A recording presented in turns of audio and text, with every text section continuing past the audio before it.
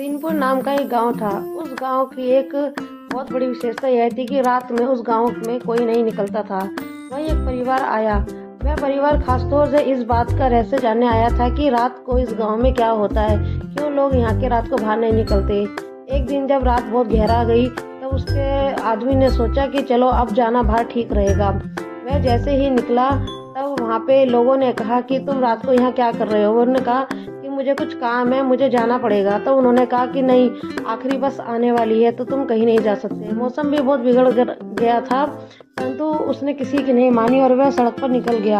उसने देखा कि सड़क पर एक अकेली बस आती जा रही थी और उसके पास आके खड़ी हो गई। वह उस बस के अंदर चढ़ गया क्योंकि उसको सिर्फ यह जानना था कि इस बस का रहस्य क्या है और इस गांव में कोई क्यों बाहर नहीं निकलता रात के समय।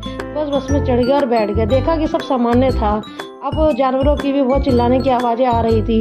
ऐसा लग रहा था जैसे मानो वह जानवर उसको मना कर रहे थे, परंतु वह किसी का इशारा नहीं समझ रहा था। देखा कि यात्री बैठे थे, परंतु जैसे ही वह उनके पास गया तो वो सारे ही यात्री कंकाल के रूप में मरे हुए थे। अब वह घबरा गया और कुछ समय बाद समय जब बीता, सुबह हुई तो उसकी लाश जंगल में मिली।